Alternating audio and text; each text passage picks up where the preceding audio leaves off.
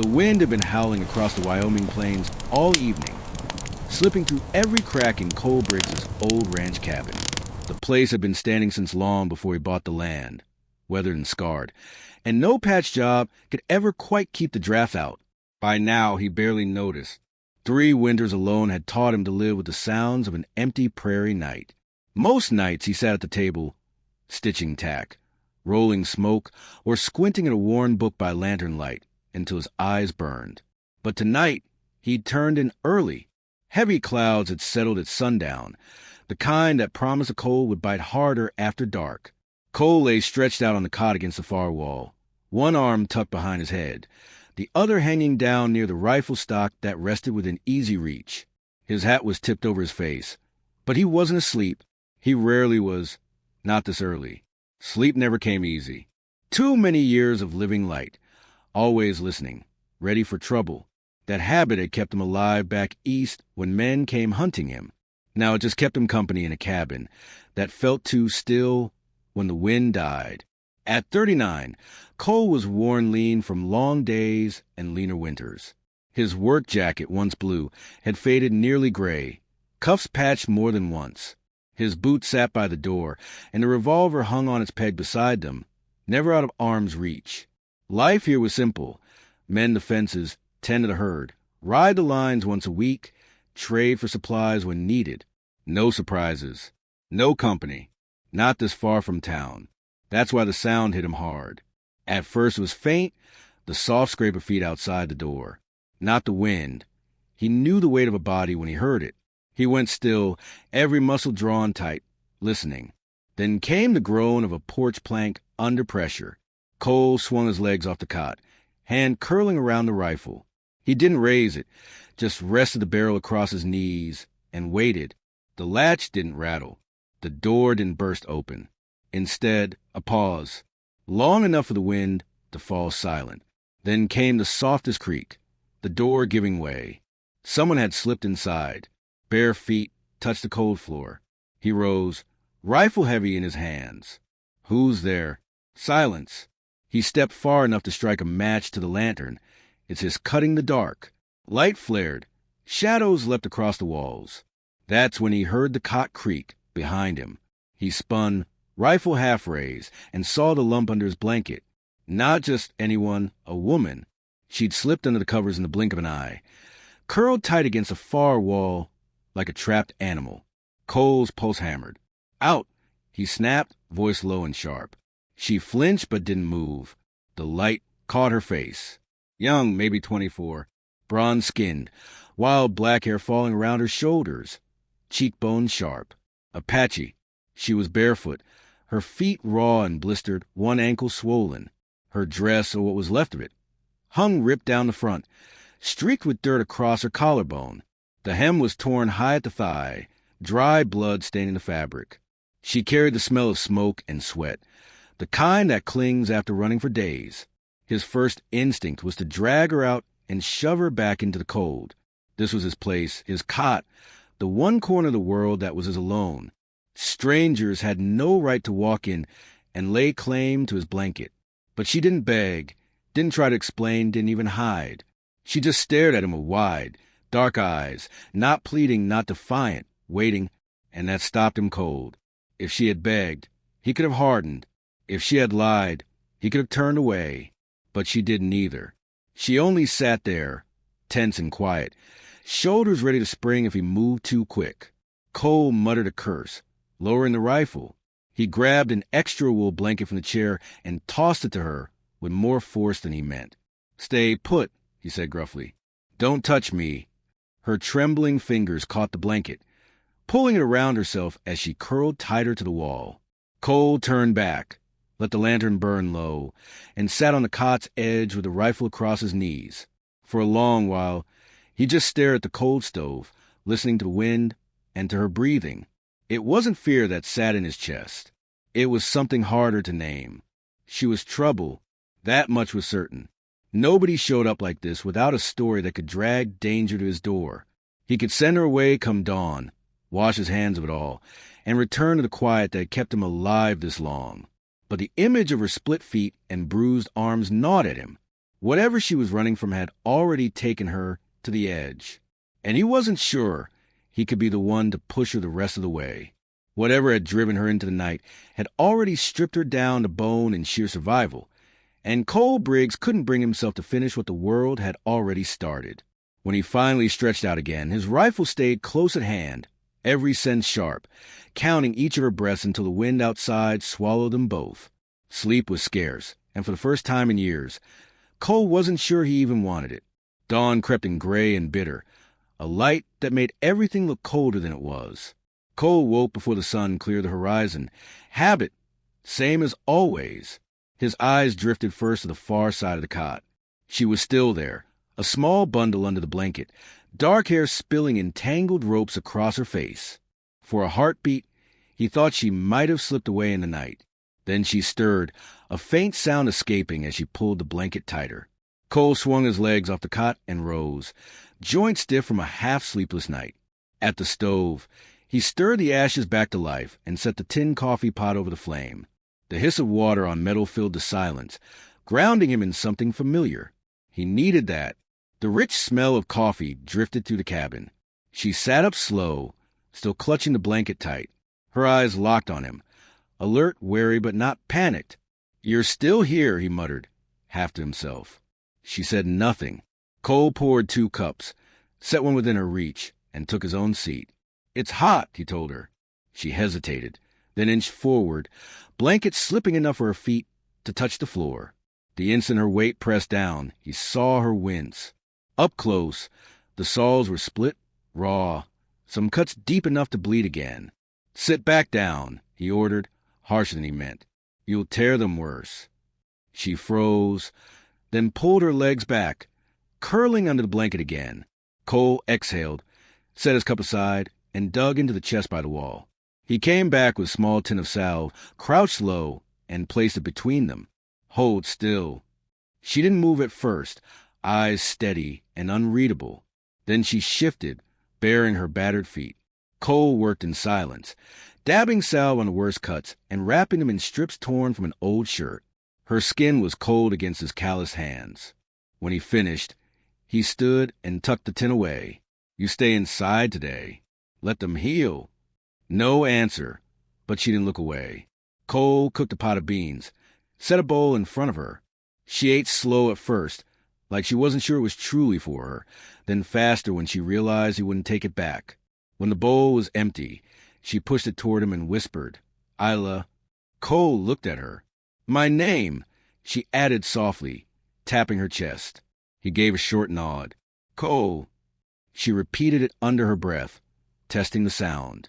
The day passed in uneasy quiet. Cole stepped out to check the stock, hammered loose boards back on the barn door, cut more wood. Each time he returned, she was there, by the fire first, later crouched with his mending kit, sewing clumsy stitches into the torn fabric of her dress. The bodice was pulled together now, though it still gaped at the collarbone. Mud flaked from her arms, streaking her skin like war paint. Cole leaned against the doorway, watching. "Where'd you come from?" he asked finally. She didn't look up. After a pause, her accented voice answered, "South." "Anyone after you?" His tone was flat, but the question was sharp. Her needle stilled. She gave one small nod. Cole felt the knot in his gut twist tighter. Trouble, just like he figured. "You can stay," he said slowly. "But if they come, you do what I tell you. Understand?" She met his eyes for a long moment, then gave a single nod. That night, Cole gave her the cot and laid his own bedroll by the door, rifle within arm's reach. He didn't trust her yet, not fully, but he couldn't throw her back into the cold either, not with feet that torn and men possibly hunting her. As he laid down, her steady breathing filled the cabin. Against his better judgment, he felt some of the tightness ease from his chest. For the first time in years, the place didn't feel so empty. The wind died overnight, leaving a hard chill and pale sky by morning. Cole rose early, quiet so she'd stay sleeping, stoked the stove, then stepped outside with his coffee. The yard lay empty except for cattle huddled along the fence. No dust trails, no riders. For now it was just them. When he came back in, Isla was sitting up on the cot, the blanket drawn around her shoulders. She braided her hair into a rough plait, and in the morning light, she looked a little less like a shadow. Her feet were still wrapped, but she had managed to scrub the worst of the dirt from her arms and face using the wash basin near the door. "Use more water if you need it," Cole Briggs said, nodding toward the bucket. She glanced at him, then dipped her hands, rubbing cool water across her neck and collarbone. Her skin was sun-darkened, scattered with fading bruises turning yellow. Cole turned away, busy himself with beans left from the night before, but the sight lingered in his mind. After they ate, he checked her feet again. The cuts were closing, though still raw. "Short steps only," he warned. "Don't push it." She gave a small nod and, to his surprise, began pitching in with chores. She limped heavily at first, but stubbornly refused to rest. She carried kindling to the stove, swept the floor with a short broom she found near the wall, stacked a few clean dishes neatly by the basin. Cole watched her for a while, hammer in hand, as he worked on a door hinge. "You've done this before," he said at last. Her eyes flicked up. "Work." "Keeping a place," he clarified. Her mouth tightened. "Family gone," she answered, then turned back to the broom. It wasn't much, but it was more than she'd offered him before. The words settled deep in Cole. Whatever she was running from hadn't just left her bruised and barefoot. It had taken everyone she had. Later, with the sun high, she crouched by the fire sewing again. This time it wasn't her dress but one of his shirts, patching a sleeve torn by barbed wire. Cole leaned in the doorway, watching her hands move. Her stitches were crooked but steady, and she frowned each time the needle stuck. He found himself asking, "You handle a needle often?" She shrugged. "Mother teach me." "Not good." She held up the uneven seam. "It'll hold," Cole said, almost smiling before he caught himself. The rest of the day passed quiet, but not the same strained quiet as before. She began moving around the cabin like she belonged there, though she never strayed far from the fire. Toward evening, Cole saddled his horse to ride the northern fence line. Isla stood in the doorway, watching. "You stay inside," he told her. "Bar the door till I'm back." She frowned faintly, then nodded. When he returned an hour later, the lantern glowed, and the door was bolted just as he'd ordered. She unbarred at his voice and stepped back to let him in. A pot of beans warmed on the stove, the fire fed, without his asking. They ate at the table, passing salt and bread, without words. It felt different. Afterward, Cole set his rifle on the table and began cleaning it. Isla sat cross-legged on the floor, watching calmly. After a while, she asked, "Men coming?" "Not today," Cole said. "If they do, I'll know." She nodded once, then fell quiet. "Why do they want you?" he asked finally, voice even. Her eyes lifted to meet his. "Not want me. Want take back." "Your people?" he pressed. She hesitated, then shook her head. "White men. Not mine." That explained the terror in her eyes the night she had slipped beneath his blanket, and why she hadn't turned back south. "You'll stay here until your feet heal," Cole said firmly. "We'll figure the rest after." Something in her shoulders eased. She pulled the blanket tighter and sat closer to the stove. For the first time, Cole caught the faintest trace of a smile on her lips. Later, as he banked the fire, she didn't climb into the cot right away. She stayed by the warm coals, sewing until her eyes grew heavy. When she finally lay down, she didn't curl quite as far from him as before. Cole lay awake, listening to the wind and the soft rhythm of her breathing. For a man who'd lived years with nothing but cattle and silence, it was strange having another soul in the cabin. But it no longer felt like an intrusion. It felt like the start of something he wasn't ready to name.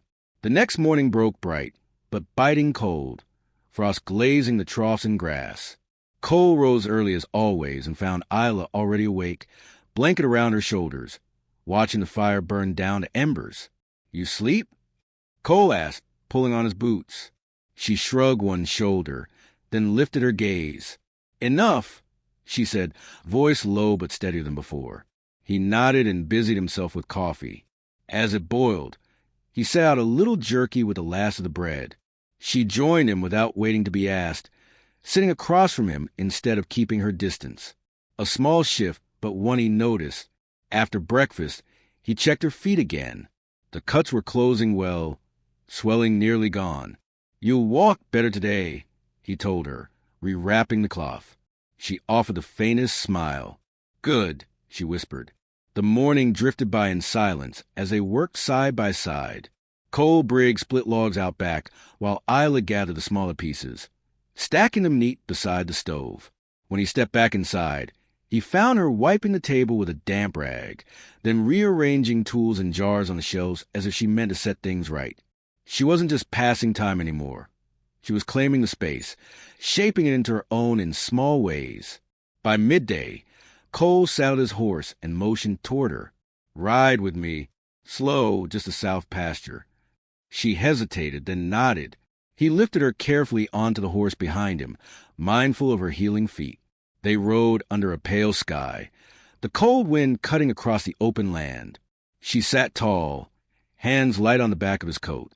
Cole stopped once to tighten a loose wire in the fence.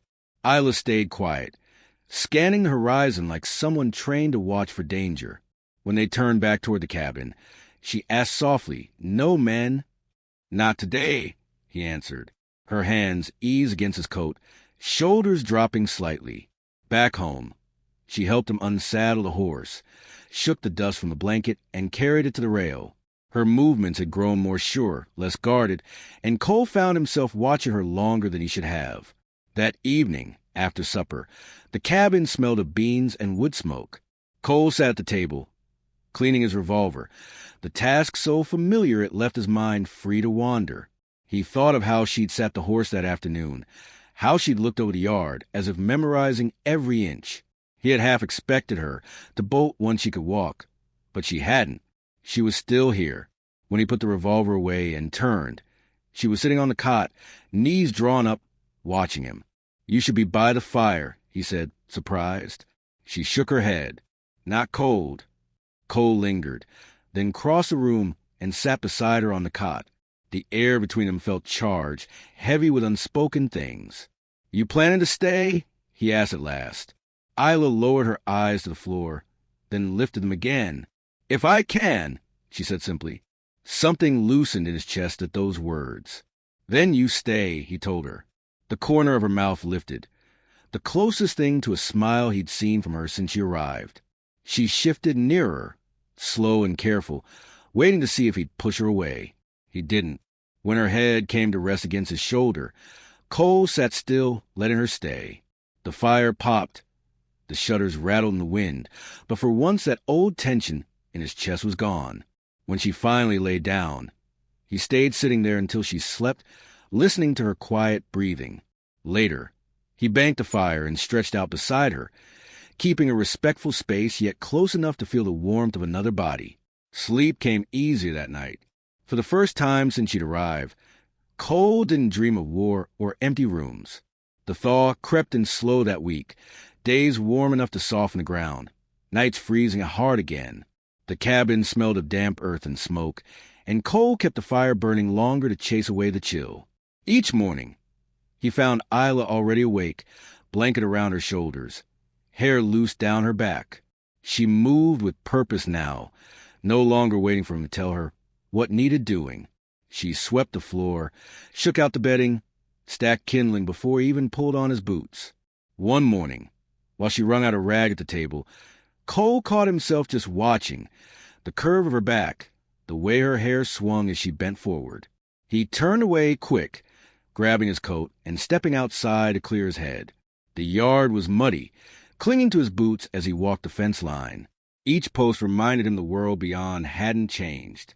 Men were still out there, and if they came, the fight would be his. When he came back, she was crouched by the fire, sewing a patch into the knee of his work pants. She looked up, and for the first time, there was no fear in her eyes.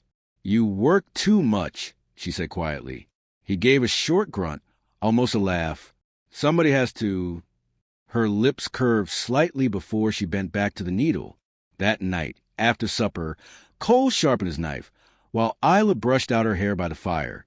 She had washed it earlier, and it hung long and damp, shining in the lamplight. The room felt too quiet. "You ever think about leaving?" he asked suddenly, the words surprising even him. Her hand stilled on the brush. She turned her head toward him. "Where go?" "Back south.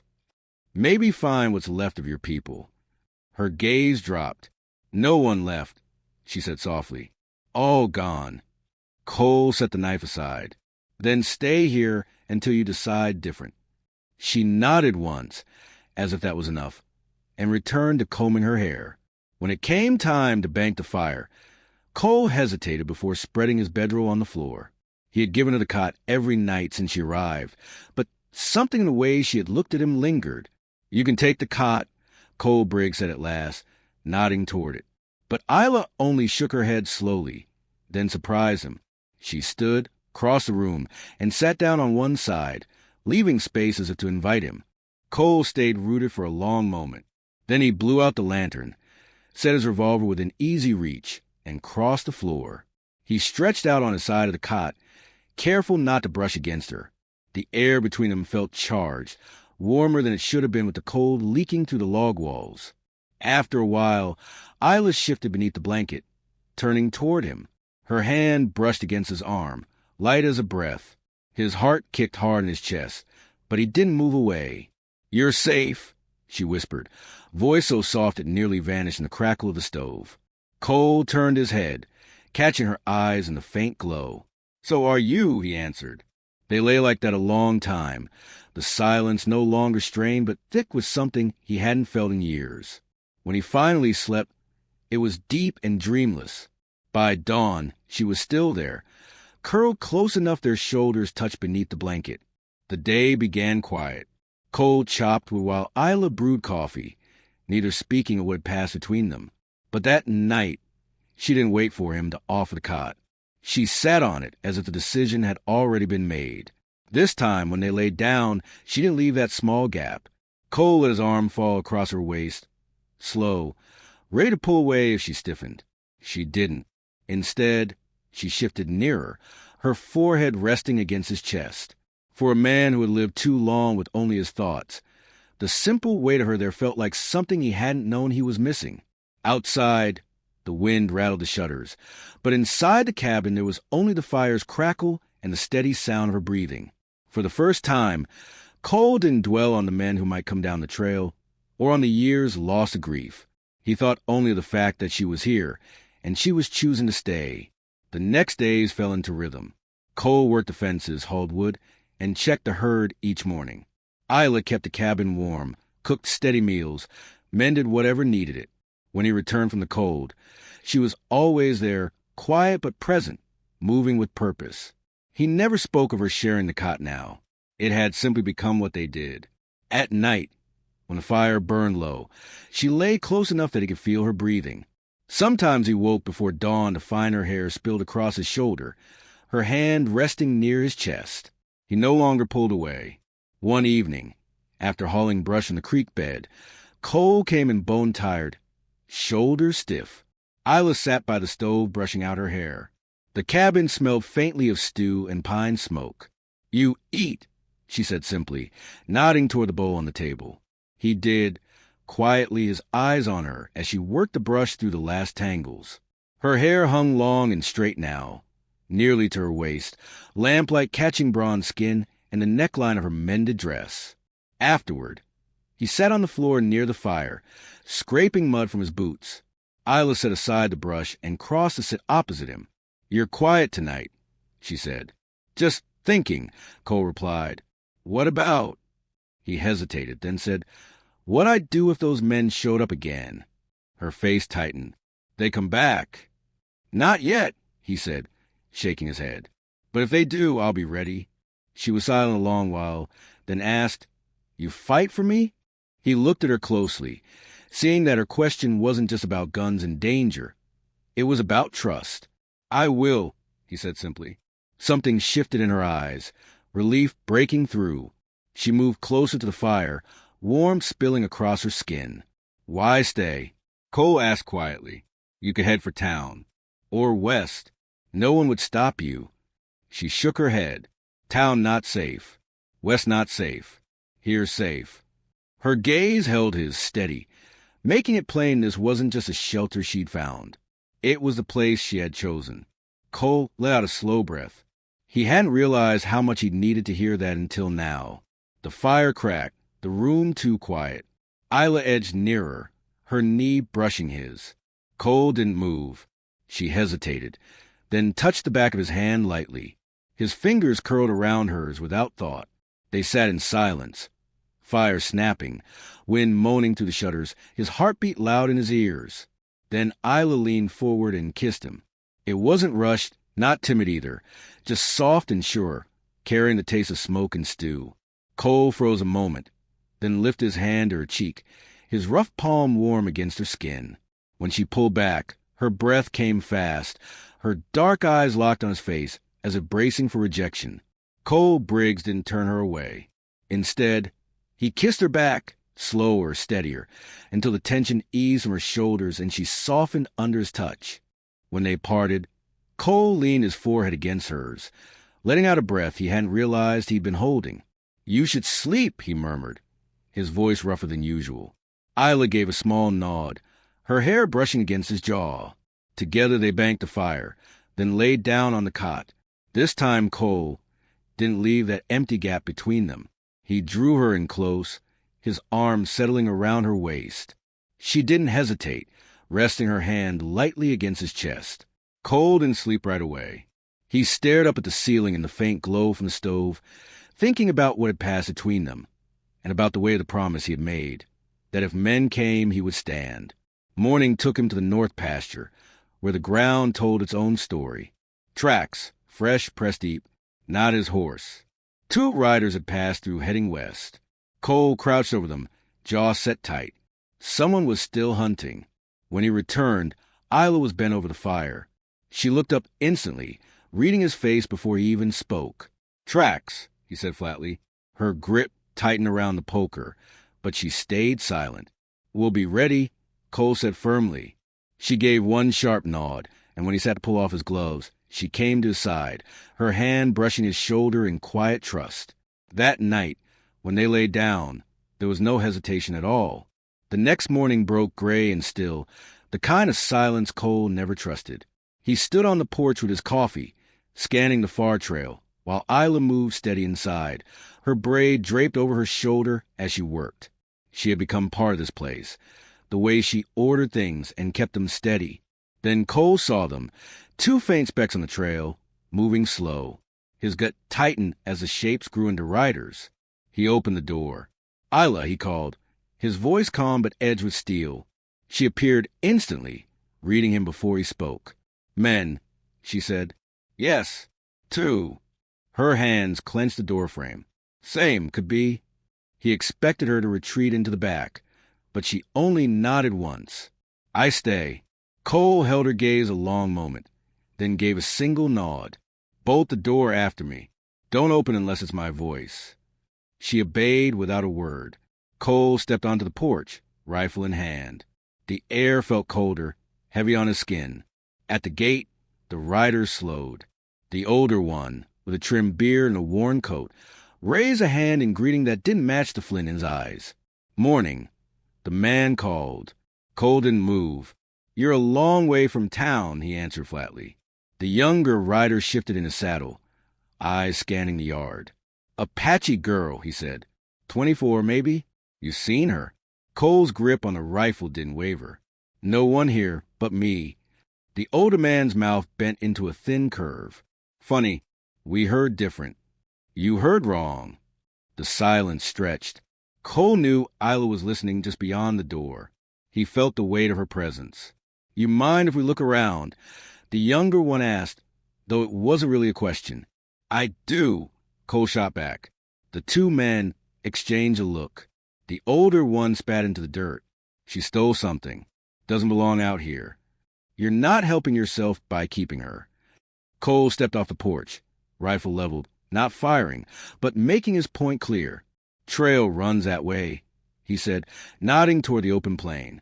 "You ride it, or you ride back the way you came. Either way, you leave my place standing." The younger rider shifted like he meant to argue, but the older one laid a hand on his arm. After a long pause, he gave Cole a hard stare, then tugged his reins. "This ain't over," he warned. "Then you'd best be ready next time," Cole answered. They turned and rode off slow. Cole kept the rifle raised until they dwindled into specks on the horizon. Only then did he lower it, his pulse still hammering in his chest. When he opened the cabin door, Isla stood in the middle of the room, fists tight at her sides. "They gone?" she asked. "For now," Cole said. She stepped forward, gently taking the rifle from his hands and setting it against the wall. Then, without a word, she wrapped her arms around him, pressing her face against his chest. Cole froze for a beat, then exhaled long and low, his hand resting against the back of her head. "They'll come again," he said quietly. "I know," Isla whispered. Cole Briggs held her until the tension bled from both their shoulders. When she finally stepped back, her eyes were dry, steady, no longer those of a woman ready to flee. "I fight too," she said simply. Cole studied her a long moment, then gave a single nod. "All right." The day moved in uneasy silence. Cole cleaned his rifle, checked every round, and stacked cartridges where they could be grabbed quick. Isla moved with quiet resolve, honing the kitchen knife on a whetstone, binding her hair tight as if preparing herself for the storm. That night, when they lay down, she didn't just curl near him. She pressed close, searching for more than warmth. Cole wrapped her without hesitation this time, his hand brushing the length of her braid, as if to swear he would not let her be taken. Sleep came late, but when it came, it was deep, the kind that follows a choice made clear. By morning, Cole had the horse saddled early. He showed Isla how to work the spare rifle, guiding her hands until the motion was sure. "When they come back, you stay inside," Cole said, "but you keep this ready." She nodded, gripping the rifle firm. When she set it down again, she stepped close and kissed him, not the hesitant touch by the fire, but steady, certain like a vow. Cole leaned his forehead against hers, breathing in the mix of smoke, soap, and stew on her hands. "Stay," she whispered. "I will," he answered, realizing for the first time that he wanted to fight if it meant keeping her here. The next afternoon the wind rose, hissing low through the cottonwoods. Cole was stacking wood in the yard when he spotted them. 2 riders on the trail again, moving faster this time. He stepped inside, voice clipped but calm. "They're back." Isla already stood by the table, the rifle propped against her chair. Her braid was tight, her face set. She asked nothing, only nodded, taking the rifle and slipping into a corner where she had a clear line to the door, yet kept herself out of sight. Cole walked back out and waited. He didn't call to them this time, just let them ride close, dust settling heavy in the yard. The older man reined in first, his face harder than before. "Told you we'd be back," he said. Cole braced the rifle across his arm. "And I told you to keep riding." The younger rider shifted in his saddle, his hand brushing the butt of his pistol. "She's coming with us. You can step aside, or you can stand in the way." "She stays," Cole said, voice flat. The air grew taut, carrying only the horse's breathing and the creak of leather. Then the older man swung down, boots crunching in the dirt. Cole's thumb pulled the hammer back, with a click sharp enough to slice the silence. "Don't," he warned. The man froze, eyes narrowing. "You'd shoot a man over her?" Cole's jaw hardened. "Try me." For a long beat, no one moved. Then the younger one cursed low and wheeled his horse. "Let's go," he muttered. The older man glared one more second, then spat into the dirt and swung back into his saddle. "You just bought yourself trouble, Briggs." Cole didn't blink. "Then be sure you're ready next time." They turned and rode off slow. Cole held his rifle steady until there were only specks on the horizon, then lowered it, his pulse still hammering.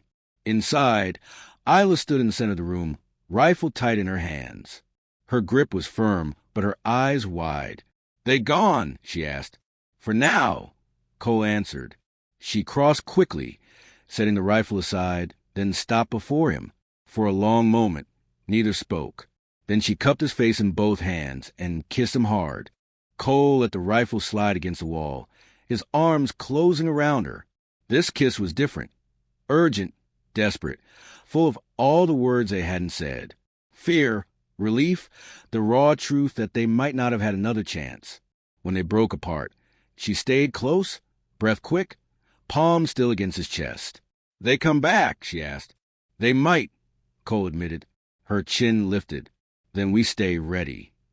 Cole nodded. "We will." That night the cabin felt warmer than it ever had, though the fire burned no brighter. Isla climbed into the cot before Cole had even pulled his boots, holding the blanket open in silent invitation. He joined her, lying on his side, facing her. For a while they just looked at one another in the dim light, the fire crackling steady.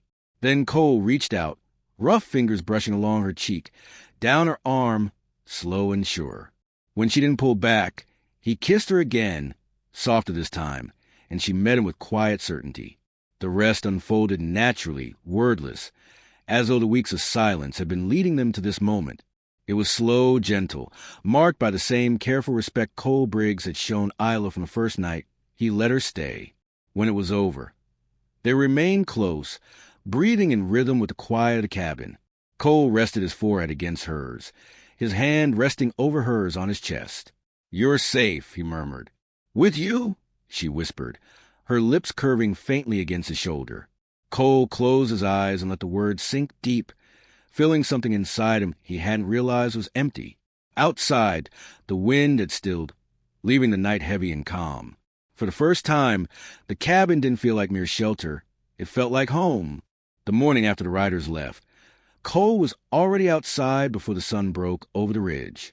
The ground was frozen stiff under his boots, the sky a pale wash of blue, rifle across his shoulder. He walked the fence line, eyes sweeping the trail. The quiet felt too deep. Inside, Isla had already coaxed a fire alive and set coffee to boil. When Cole stepped back in, she was at the table, rifle within reach. She watched him, waiting. "They'll come again," Cole said. She nodded once. "Then we ready." The day turned to preparation. Cole stacked fresh wood near the cabin, checked each cartridge twice, and worked oil through the rifle until the lever clicked smooth. Isla cooked enough beans and bread to last several days should they be pinned inside. She didn't move like a guest anymore. Her hands worked with the same ownership as his. This was her home too now, and she guarded it with equal resolve. By late afternoon, the wind had risen, carrying dust across the trail. Cole spotted riders before they reached the gate. This time there were 3. He opened the door, his voice low. 3 now. Isla's face stayed steady. "I stay." Cole stepped out onto the porch, rifle in hand, waiting. The men rode straight into the yard, hooves pounding until they pulled up within shouting distance. The bearded one swung down first, boots hitting dirt with intent. "This is your last chance, Briggs," he called. "Hand her over, and we ride out clean." Cole shook his head once. "She stays." The man's jaw hardened. "Then we'll take her." The younger rider moved to swing down, and that's when Cole fired. The round bit into the dirt by his boot, dust spraying.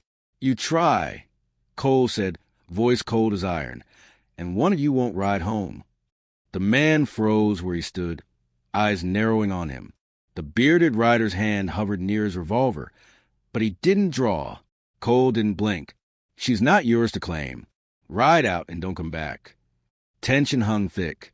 Then the bearded man spat into the dirt. "Come on," he growled to the others. "Ain't worth it." They swung back into their saddles, turning their horses. "This ain't over." The man threw over his shoulder. Cole stood steady, rifle still leveled. "Then be ready next time." He shot back. The 3 riders pulled away, hooves pounding, until there were no more than specks on the horizon. Only then did Cole lower the rifle, shoulders easing for the first time in days. Isla stepped out onto the porch, rifle still in her grip. Her breathing came fast, but her hands were steady. "They gone?" she asked. "They're gone," Cole said. "For good, I reckon." She lowered the rifle slowly and leaned it against the wall. When she turned back, her face broke into a small but certain smile. "They not take me," she said. "No," Cole answered, stepping closer. "Nobody will." He reached up, brushing a loose strand of hair from her face. She leaned into his touch, then wrapped her arms tight around him. Cole held her close, the silence no longer heavy with fear but calm, the kind that comes when danger passes. That evening they sat on the porch together, watching the sun sink over the open land. The sky bled gold into red, then purple as the stars came out. Cole's arm rested around her shoulders, her head against his chest. "This your home now," he said quietly. Isla's hand found his. "Yes," she answered. "Home." Inside, the fire burned steady, the lantern light warming the cabin. When they laid down that night, there was no hesitation, no space left between them. The world outside had been held at bay, and for the first time since she aged, he kissed her slow before sleep, and she kissed him back, her hand pressed firm over his heart. Morning broke clear and calm. Cole stood outside with his coffee, watching the horizon blush with first light. Behind him, Isla stepped out barefoot, blanket wrapped around her shoulders, and came to stand beside him. They didn't speak. They didn't need to. The land stretched wide before them, and for the first time, it felt wholly theirs.